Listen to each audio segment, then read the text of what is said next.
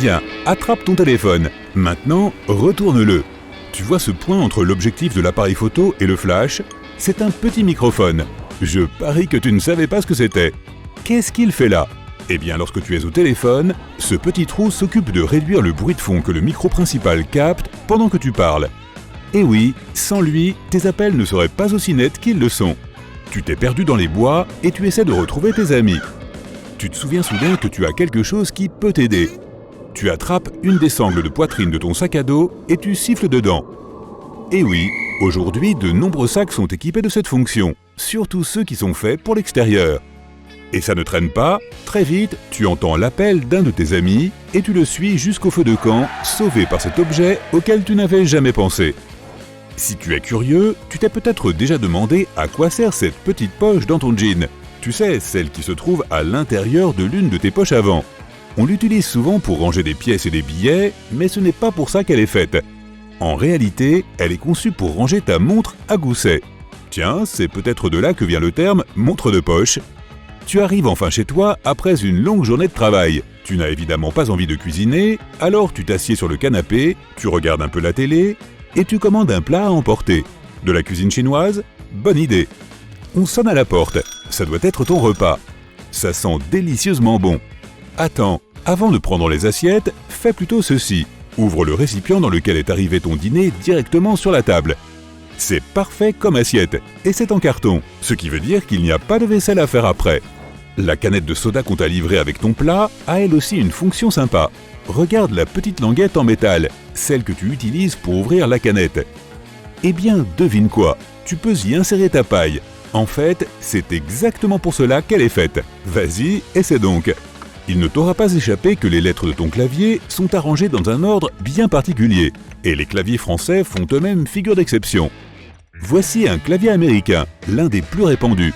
Les touches sont agencées selon ce que l'on appelle la disposition QWERTY, ainsi nommée en raison des 6 premières touches situées sous les chiffres. Il s'avère que cela n'a pas toujours été le cas. Elles étaient autrefois disposées par ordre alphabétique, ce qui est plus logique quand on y pense. La disposition alphabétique est tombée en désuétude car il y a bien longtemps, il existait des choses appelées machines à écrire. Tu t'en souviens? Tu appuyais sur une touche et une barre à caractères surgissait pour aller frapper un ruban ancré et tamponner une lettre sur la feuille de papier. Avec le temps, les dactylos sont parvenus à écrire très vite. Trop vite. Les barres à caractères finissaient par se coincer les unes dans les autres, ce qui perturbait le processus. Pour résoudre ce problème, on a fabriqué des claviers dont les touches sont disposées en désordre. La nouvelle disposition fonctionnait mieux car elle rendait la frappe plus difficile, ce qui contribuait à ralentir les dactylographes et à empêcher les barres à caractères de se retrouver coincées. C'est bien mieux, aujourd'hui plus de barres à caractères, plus de machines à écrire, on est encore assez rapide à notre époque, mais je ne peux pas m'empêcher de me demander qui allait le plus vite, eux ou nous. Les claviers ont une autre caractéristique cachée. As-tu déjà remarqué ces petites bosses au bas des touches F et J? Eh bien, elles sont là pour nous aider à nous repérer sur le clavier sans avoir à quitter l'écran des yeux. Tu as peut-être l'habitude de prendre un café à emporter dans ton établissement préféré afin de te réveiller le matin. Mais quand tu arrives chez toi ou sur ton lieu de travail, tu crains peut-être de tacher ton bureau en posant ton café fumant dessus. Ne t'inquiète pas, ce couvercle en plastique n'est pas seulement là pour que ton café reste chaud. Il fait aussi office de sous-tasse. En fait, ton gobelet rentre parfaitement dedans. Et c'est donc. L'astuce suivante te sera très utile si tu aimes cuisiner chez toi. Si tu es comme moi, tu as peut-être un peu de mal à savoir quelle quantité de pâte il te faut pour une seule portion. Eh bien, si tu possèdes une cuillère à pâte, va la chercher. La plupart des gens ne savent pas à quoi sert le petit trou au milieu et supposent qu'il est là pour permettre que l'eau s'écoule. Mais en fait, il sert à mesurer une portion parfaite. Avant la cuisson, fais donc passer un maximum de spaghettis secs dans ce trou et tu connaîtras la quantité à utiliser. Lorsque tu vas dans un magasin pour acheter des cintres, tu remarqueras peut-être que ceux qui sont en plastique sont moins chers que ceux qui sont en bois. Il y a une bonne raison à cela. Les cintres en bois sont fabriqués en cèdre. La grande différence entre les deux est que les cintres en bois repoussent les insectes et les mites. Ils sont aussi plus solides et durent plus longtemps, ce qui est parfait pour cet objet qui, en général, reste pas mal de temps dans ton armoire. En regardant ta brosse à dents, tu as peut-être remarqué qu'elle a des poils bleus. Ils ne sont pas là juste pour faire joli. En fait, ils servent à savoir quand nous devons changer de brosse à dents. Ces poils perdent de leur fermeté et de leur couleur lorsque la brosse est usée, ce qui t'indique qu'il est temps de t'en débarrasser. Les fours à micro-ondes ressemblent souvent à des mini-téléviseurs, surtout ceux dans lesquels ce cadre noir est bien visible. Il s'agit d'une caractéristique très importante qui empêche les ondes de s'échapper. Cette structure est en réalité une cage de Faraday. Grâce à elle, tu peux te tenir à côté d'un micro-ondes sans te transformer instantanément en flaque. Cela ne veut pas dire que tu dois passer ta journée devant ton micro-ondes à regarder tes aliments chauffer, mais au moins, tu sais que tu ne te réveilleras pas avec une oreille en plus le lendemain matin. Certains fours disposent d'un tiroir dans leur partie inférieure. Il est tentant de l'utiliser pour ranger des bricoles que tu n'utilises pas souvent. Mais il y a en fait un meilleur usage à en faire. Il faut plutôt s'en servir pour garder au chaud les aliments qui attendent d'être servis. Tu peux les sortir du four et les ranger directement dans ce tiroir, ce qui libère de la place pour que tu puisses continuer à cuisiner. Maintenant, tu es dans un avion, tu regardes autour de toi en essayant de passer le temps avant le décollage. En examinant le hublot, tu remarques qu'il a un tout petit trou juste en bas.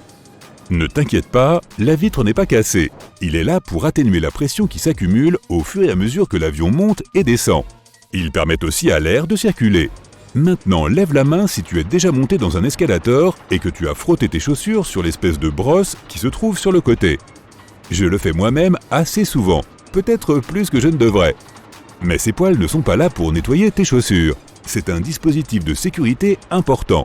Il empêche tes lacets et tes vêtements de venir se coincer dans le mécanisme, ce qui t'évite bien des désagréments au moment de descendre. Parfois, tu trouves un morceau de tissu avec ta nouvelle robe. En général, il est accompagné de boutons supplémentaires dans une petite poche en plastique. Tu te dis peut-être qu'il est là pour te permettre de rapiécer ton vêtement, au cas où tu le déchirerais, mais ce n'est pas du tout ça. En réalité, tu es censé le mettre dans ta machine à laver pour savoir comment il réagit aux différents lavages. Maintenant, tu n'as plus à craindre que ton nouveau manteau rétrécisse, car tu sauras à l'avance quel programme utiliser. Des bulles, qui n'aime pas les bulles? La plupart des gens se rappellent avec émotion des souffleurs de bulles de leur enfance, mais en grandissant, c'est plutôt dans notre bain moussant que nous prenons du plaisir avec les bulles. Après une dure journée de travail, il n'y a rien de mieux que de se plonger dans un bon bain chaud, pas vrai les amis? Et les bulles font plus que te nettoyer. Si ce sont des bulles de haute qualité, elles servent aussi d'isolant thermique. Elles font donc en sorte que ton bain reste chaud plus longtemps. Il y a parfois de mystérieux trous dans les boîtes de chocolat. Lorsque je mange une boîte ou deux, je les ignore généralement et je retire le chocolat en appuyant sur le fond du plastique. Mais en fait, ce n'est pas du tout la bonne méthode. Si tu appuies sur l'un des trous, le chocolat sort comme de lui-même. Je vais donc faire comme ça à partir de maintenant. C'est sûr, web. Voici un autre petit secret de cuisine. La poignée d'une casserole est souvent percée d'un trou. La plupart des gens s'en servent pour accrocher leur casserole à un crochet comme méthode de rangement facile. Mais ce trou a une autre utilité. Quand tu cuisines, tu peux utiliser cette poignée pour poser ta cuillère en bois ou en plastique. Cela te permet de ne pas salir ton plan de travail lorsque tu la poses. Les bouteilles en verre sont généralement dotées d'un bouchon.